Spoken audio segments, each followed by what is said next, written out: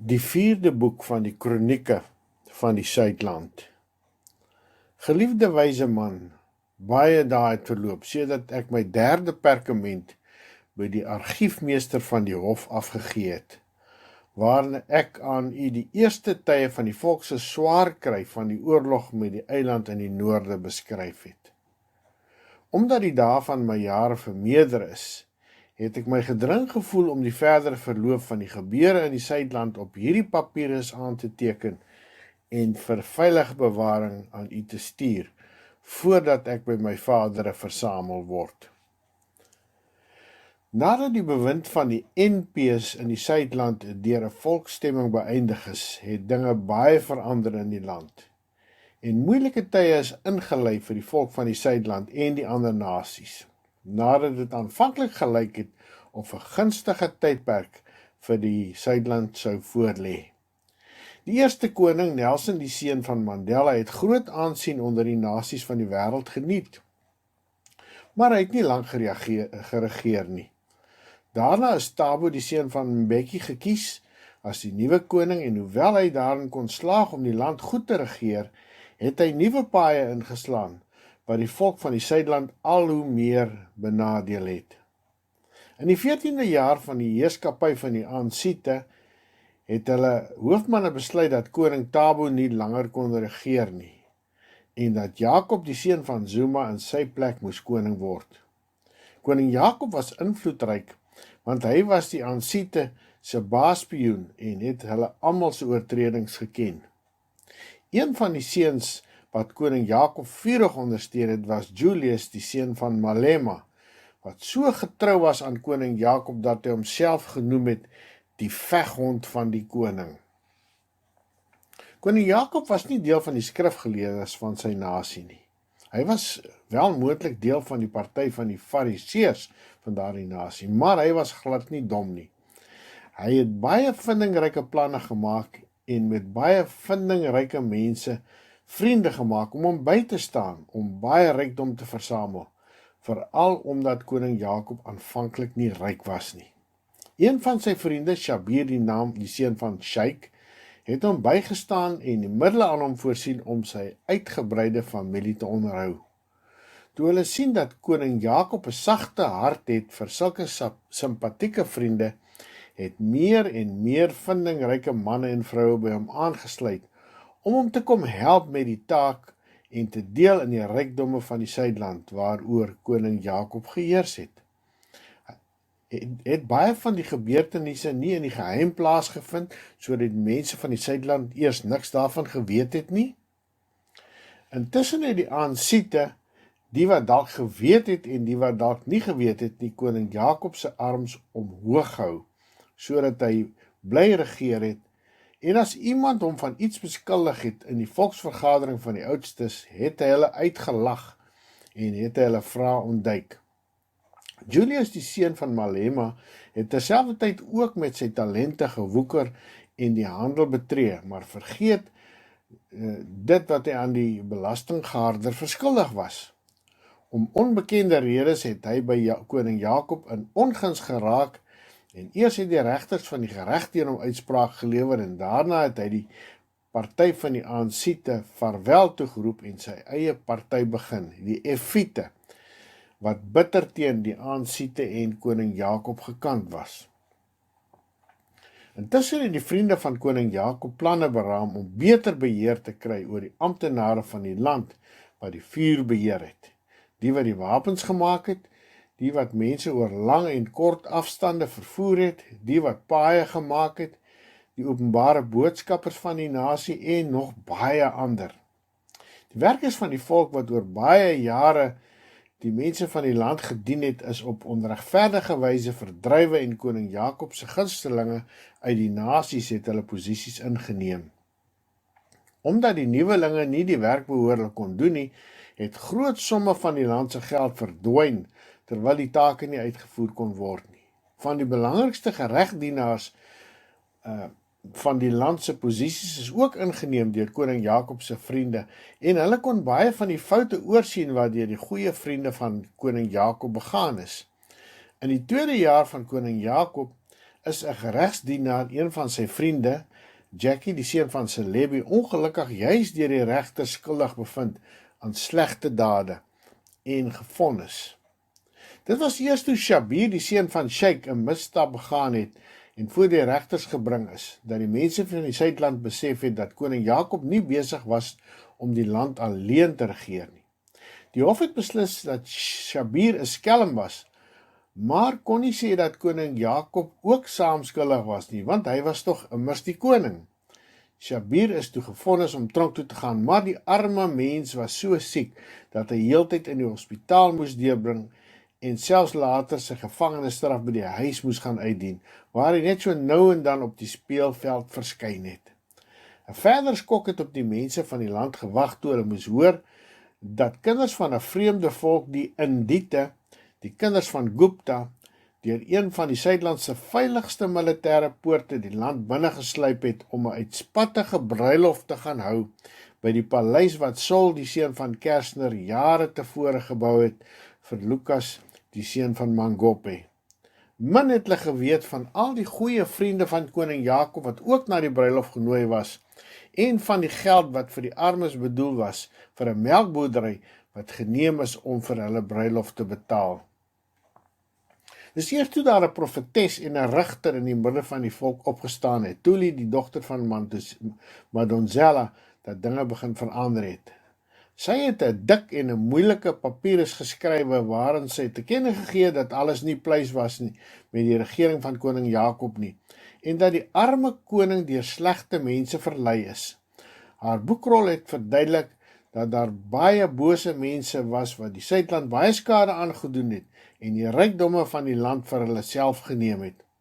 Sy het die rol aan koning Jakob gegee, maar hy het baie lank gevat om dit te lees en wou dit ook nie aan die ander raadsmanne wys voordat hy dit klaar gelees het nie. Dit het baie van die raadsmanne van die land baie vertoorn teen koning Jakob, maar die Aansiete het hom steeds beskerm, sodat hy eers behoorlik kans kon kry om die rol te lees. In die tussentyd het sommige van die amptenare van die land gegaan en baie verbeterings gaan maak aan koning Jakob se huis in die land van die Zuliete, aangesien 'n koning nie in 'n primitiewe en onveilige stad kan woon nie. Hulle het baie dinge gedoen sodat die koning en sy uitgebreide familie veilig daar sou kon woon, onder andere 'n groot dam daar naby gebou, wat gebruik kon word as daar 'n vuur sou uitbreek by die huis. Wat hulle nie vir hom gesê het nie, is dat hulle van die Suidlandse skatmeester se geld daarvoor gebruik het, en dit mag nie gebeur het nie. Toe die ander raadsmanne van die volk dit agterkom, het hulle nog eens baie opstandig geraak teen koning Jakob, maar in die vergaderings het hy hulle net uitgelag en die raadsmanne het vir mekaar gesê, sien julle dat ons niks teen koning Jakob kan uitrig nie? In daardie dae is die tyd vervul dat belangrike leiers uit die vorige tyd die weg van alle vlees moes gaan en na hulle vadere moes verhuis. Eerstens is Eugene, die seun van Terblanche, wreedaardig in sy slaap vermoor en 'n groot geween het opgegaan onder sommige van die Suidlandse mense. Toe het ook Van Zyl, die seun van Slabber, en Magnus, die seun van Malan, die krygsman, gesterwe. Evie, die seun van de Klerk, Pik, die seun van Botha, Constant, die seun van Viljoen, en Rolf, die seun van Meyer, het nog 'n paar jare oorgebly. Desmond, die seun van Tutu met sy persrok, het 'n belangrike persoon gebly, selfs op sy ou dag, want hy het soos Evie, die seun van de Klerk, 'n belangrike oorkonde by die seun van Nobel gekry vir sy pogings om vrede in die Suidland te bring. Hy het self vertoornd geraak op Jakob, die seun van Zuma, maar kon ook niks teen hom uitgerig kry nie. Uiteindelik het Nelson, die seun van Mandela, lank na hy in die siekehuis vertoef het, ook gesterwe en is met groot droefheid van die hele wêreld begrawe. Op sy begrafnis waar die hele wêreld teenwoordig was, het die Aansiete 'n baie spraaksame tolk gehad wat met dowe mense kon praat. Tamsangwa, die seun van Jantjie, net jammer die dowe mense kon nie sy spesiale dialek verstaan nie. Toe die volke sien dat die versinsels van die harte van die Aansiete altyd deur net sleg was, en dat hulle tolgelde gesteel het en sonder dat die owerhede aan die volke dienste lewer het, baie van die mense vertorend geword en in baie stede oproer veroorsaak en eiendom vernietig. In al die stede het al hoe slegter gegaan. Die water het opgeraak, die vuurmakhout was nie beskikbaar nie, en menslike drek het in die strate afgeloop. Dit het veroorsaak dat baie mense hulle harte afgekeer het van die aansiete en ander partye soos die Efiete begin aanloop het. Dit het die Efiete baie moed gegee en hulle het in die vergadering van die oudstes groot oproer veroorsaak en koning Jakob gereeld doodgeskree as hy wou praat. Hulle toorn het ook ontvlam teen die vorige heersers van die Suidlandse mense.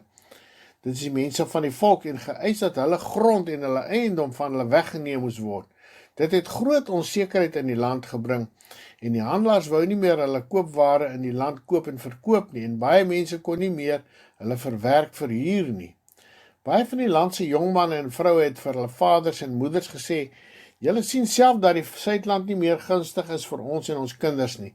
Kom laat ons tente afbreek en ons kinders en ons rykdom neem en terugkeer na die lande van waar ons voorvaders gekom het. So het baie mense self in ballingskap ingegaan en net nou en dan 'n reis onderneem om hulle ouers te kom besoek. Sommige van die wat welvarend was, het selfs waans gestuur om hulle ouers na hulle toe te kom haal. In een provinsie, die Suid-provinsie, het die party van die DP's daaraan geslaag om die aansiete in die raadsaal te verslaan. Aanvanklik onder die aanvoering van die regter Helene, die dogter van Zille. Sy kon daarin slaag om die provinsie elke jaar 'n bietjie meer op te bou en aan die mense 'n beter lewe te gee. Daarom het baie mense van die Suidland vir hulle self gesê, ons sien dat dit beter gaan in die land van die regter Helene. Laat ons tentpenne uittrek en daarheen vereis. So het baie rykes en baie armes, veral uit die land van die Kossiete, daarheen afgetrek. Maar daar was nie vir almal plek in die herberge nie, en ook nie in die huise of stalle nie, en hulle moes buite die stede gaan woon. Die aansiete was vertorend, omdat regter Helene beter regeer het, en hulle het hulle jong manne opdrag gegee om die provinsie oproer te maak, en selfs menslike drek op openbare plekke te gooi. Regter Helene het hulp gaan soek by 'n ander regter, Patricia, die dogter van Delil, wat baie goed kon spreek na die hart van haar mense. Vir 'n tyd lank het hulle goed saamgewerk, maar later het 'n twis ontstaan wat regter Patricia die party van die DP's vaarwel toeroep het en haar eie party die goeie party laat stig het. Regter Helene het later vermoeid en belas geword met die groot en deurligtige taak en toe het sy Musi, die seun van Maimane, gesalf om haar op te volg om die DP's verder te lei vir tye, 'n tyd en 'n halwe tyd. Een van die seuns van die Suidland was gebrekkig aan sy bene, maar hy het ten spyte daarvan 'n beroemde atleet geword met eysterbene wat die geneeshere vir hom gemaak het. Sy naam was Oscar, die seun van Pretorius.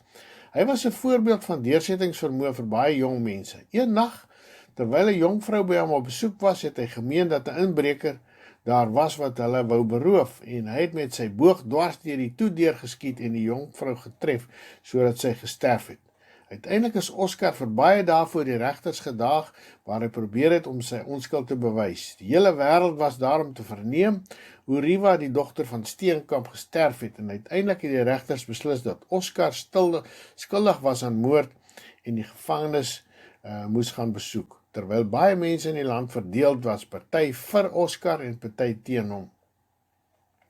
In die dae is baie van die Suidlandse landbouers ook wreedaardig gemartel en vermoor, maar die aansiete het hulle ore toegestop om nie die pleidooie van die regters Boshoff, Groenewald en Kriel en die party van die VF+ te hoor nie, en hulle het nie die geregsdienaars aangespoor om die moordenaars te vind nie. Die Efiete en ander partye het ook aanhou om dreiging en moord te blaas teen die landbouers van die Suidland, en hulle het alles in hulle vermoë gedoen om hulle bevrees te maak en om hulle erfgrond van hulle weg te neem, selfs deur te beweer dat hulle die erfgronde gesteel het, terwyl hulle dit baie duur gekoop het en baie daarop gewerk het, in die sweet van hulle aanskyn hulle daaglikse brood verdien het en vir baie werkers 'n bestaan verseker het. Hulle het selfs die onderdane aangesê om onwettig op ander mense se grond te gaan woon, soos wat Robert, die seun van Mugabe, tevore gedoen het en daarmee sy land vernietig het. Dan was die geregsdienaars onwillig om die oortreders te verwyder, totdat die howe in sommige gevalle rooi mure ingestuur het om hulle te verdrywe. Daar het in daardie dae ook 'n groot droogte oor die land gekom, wat baie van die landbouers se oes te laat misluk het en hulle vee laat vrek het. Selfs die wilde diere van die veld het gesmag na water en omgekom by droë waterpanne en roofvoëls van die hemel het hulle verlustig aan die vlees van die dooie diere. Vir 3 of 4 jaar het die sluise van die hemel toegesluit gebly en 'n gedurende murmurering het van die mense van die aarde af opgestyg vanweë die droogte. Die damme van die land het begin leeg word en die water siek, sodat baie visse gevrek het. Die konings en skatmeesters was ook nie meer bereid om geld aan die landbouers van die volk te gee nie, aangesien die belastinggelde vinnig uit die staat se geldkiste verdwyn het. Baie profete het opgestaan en gesê, dit is die einde van die dae omdat die hele aarde besig was om warm te word. In die ander lande ten noorde van die Suidland het dit ook nie goed gegaan nie, en die inwoners daarvan het baie teen mekaar in opstand gekom en mekaar verteer deur gedurende stryd en oorlog. Die Suidland moes soldate stuur na die land van die baie riviere om daar te gaan help om die vrede te bewaar, want daar was elkeen teen sy naaste gerig. Omdat baie inwoners van die lande hongersnood gelei het en gedurig in die skaduwee van die dood moes lewe, het hulle gevlug na die Suidland en ook na die ryk lande van die noorde om hulle daar vir 'n broodjie te verhuur. Baie kon nie woonplekke vind nie en moes onder sakke en in skuilings bly buite die stede, waar hulle soms deur die volke van die Suidland verdruk en verdryf is. Op die dag van Bangui is die soldate van die Suidland in een van die lande aangeval en byna uitgewis, maar hulle het deur groot dapperheid aan die dood ontkom en is as helde na die Suidland teruggekeer. In dieselfde jare het daar 'n groot plaag in daardie lande uitgebreek wat veroorsaak het dat mense skielik begin bloei en sterwe en baie mense is gedood. Oral oor die wêreld het die volke hulle beste geneesheere en wyse manne na hierdie lande gestuur om die pes te besweer voordat dit oor die hele wêreld heen kon trek. Na verloop van baie dae het dit vir die mense van die Suidland begin duidelik word dat koning Jakob nie die land goed regeer het nie, en dat hy raadgewers aangestel het wat net hulle self al gaande verryk het en die land se skatkis berowe het. Daar het toe 'n geroep opgegaan dat koning Jakob moet afstand doen van die troon, maar hy het volgehou dat hy onskuldig is aan al hierdie dinge, terwyl dit aldeur net slegter in die land gegaan het. In die land van Robert, die seun van Mugabe, was die krisis so groot dat die volk van daardie land oproerig geraak het en hardhandig verdruk is. Hy is later gedwing om van sy troon afstand te doen deur die howe, en dit het 'n ontsettende groot gejuig in sy land en in die Suidland laat opgaan toe dit gebeur. Daar was hoop dat in die Suidland daar ook 'n verandering sou kon kom, maar koning Jakob het vas aan sy troon bly kleef. Dit het baie van die burgers van die Suidland ook moed gegee om in die posisies waar hulle was te begin deel aan die skatte wat oor die jare in die Suidland opgebou en versamel is, op baie vindingryke maniere. Party het gesorg dat van hulle vriende werk kry teen goeie vergoeding en dan het hulle deel daarvan teruggekry as 'n gunsloon. Ander het gesorg dat gunsgenote kontrakte kry en dan is dit hulle daaruit vergoed. Talle amptenare en toonbankwerkers het gou geleer, hulle kon ekstra geld maak deur hulle dienste te weerhou totdat 'n omkoopsom betaal is. Selfs sommige geregsdienaars, veral die langs die paaie, het van soortgelyke vindingryke maniere gebruik gemaak. Skatmeesters wat met geld gewerk het, het geleer om geld vir eie gewin aan te wend of om dit in hulle eie geldkiste te stort. Wanneer hulle misdade ontdek is hulle nie gestraf nie, maar is huis toe gestuur terwyl hulle steeds hulle volle loon ontvang het en later in 'n beter posisie aangestel is. Sodra iemand die wandade en oortredings wou straf, het die werkers saamgespan, opgehou werk, ander gedreig en verhinder om te werk en selfs ontwrigting veroorsaak, skade aangerig het, winkels geplunder het of eiendom aan die brand gesteek het. Algaande het die werksmag uitgebrei, maar al hoe minder werk kon afgehandel word, sodat 'n menigte raadgewers ook nog aangestel moes word om die werk wat tevore deur die volk se handjievol manne gedoen is te kon afhandel. So het die Suidland onder 'n sware skuldlas gekom. Die jong manne en jong vroue van die land het al hoe meer opstandig geword en al hoe meer gunste geëis asof dit hulle regte was en het by die land se deurligtigste skole groot ontwrigting en verwoesting aangerig. Hulle wou nie hoor wat die leermeesters vir hulle moes meedeel nie en het aangedring om self te bepaal wat hulle wou leer. Intussen het hulle die lewe geniet en was verontwaardig as die leermeesters beslis het dat hulle nie aan die standaarde voldoen het nie. Een van die aansiete, Panda, die seun van Lesofie, is aangestel as een van die hoofmanne oor 100 in die onderrig van die Suidlandse kinders, maar hy kon die taal van die volk van die Suidland nie verdra nie en het allesins die vermoë gedoen om dit uit te roei, sodat hy nie behoorlik aandag kon gee aan die taak waarvoor hy aangestel was nie. In die groot raad van die oudstes was daar wel 'n paar wyses wat nog reg van verkeerd kon onderskei. Daar was Gacha, die seun van Buthelezi, Kenneth, die seun van Meshu, Antu, die seun van Holomisa, Trevor, die seun van Manuel en ander, en hulle het vir hulle broers die aansiete gesê: "Julle sien dat koning Jakob en sy vriende nie reg doen nie volgens Rigter Tuli se perkament en verder dat die regters van die land hom soek om voor hulle te verskyn. Kom ons vra dat hy van die troon afstand doen." Na verloop van baie dae is koning Jakob van die troon afgesit en Cyril, die seun van Ramaphosa, tot die nuwe koning van die Suidland verkies. Hoewel hy sterk teengestaan is deur Eis, die seun van Magashule, wat een van koning Jakob se getroue onderdane was. Die wyses het ook 'n goeie bondgenoot gehad en die hoofman van die regters van die Suidland, Mogoeng, die seun van Mogoeng, wat opreg probeer het om die geregtigheid te laat geskied in die Suidland, veral toe een van sy onderregters, Raymond, die seun van Zondo, begin het om stadig al die bose dade van die verlede oop te vlek. Koning Cyril was 'n ryk man wat gekom het uit die bond van die vakmanne en wat in die vervloë dae in die guns van koning Nelson was en die volk en die nasies van die Suidland het begin hoop dat daar 'n beter toekoms vir hulle kon wees. Hy het verstaan hoe die land se geldsake werk en omdat hy dit met gestrengheid wou begin regstel, het die party van die Effiete en ander dwaase hom gedurig probeer onttroon. Dit was toe dat die groot pes in die land van die Siniete uitgebreek het, wat hulle eers probeer verberg het, maar toe te veel mense begin sterf het, het hulle die hele wêreld gewaarsku, waarna die pes vinnig oor die hele aarde versprei het, soos dit gister en eergister nie was nie. Duisende mense het gesterwe en tienduisende mense het gevrees vir die dood, en sommige het hulle self in hulle blyplekke toegesluit om die pes te probeer ontwyk. Mense kon vir 'n tyd nie uitgaan om brood te verdien nie, en baie handelaars kon nie hulle ware verkoop nie, sodat al die lande van die wêreld groot skade gelei het. Waar mense op die strate gewandel het, moes hulle gesigte bedek en by elke deur wat hulle ingaan, moes hulle hande was. In die Suidland het koning Cyril 'n groot som geld geleen het in die nasies wat in die Suidland woon uitgedeel om te kon oorleef gedurende die geduur van die pes. Maar daar was gerugte dat die owerhede nie die mense van die volk wou laat deel het in die geld nie.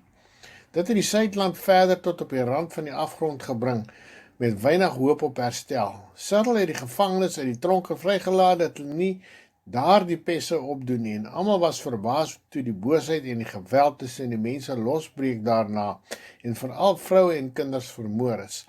Cyril het die soldate van die land op die strate laat diens doen, en as iemand gevind is wat die insettinge van die pes oortree het, as hy sy muur daarvoor deur die geregsdienaars gearresteer, sodat duisende nuwe sake teen burgers van die land gemaak is. Baie mense het arm geword en oral het mense gewanhoop aan die lewe, en baie valse profete het opgestaan en gesê, dit is die einde van die tye. Maar dit was nie. Geliefde wyse man, hier eindig die kronieke van die Suidland, terwyl die volk in veragting en verdrukking is, en ver afgewyk het van die weë van die voorvaders. Uiteindelik het die woorde van die groot boek bewaarheid geword wat sê, die aarde bewe as 'n slaaf koning word, omdat die volk vergeet het, dat die wyse man daarin gesê het, dat wysheid begin by die vrees van God.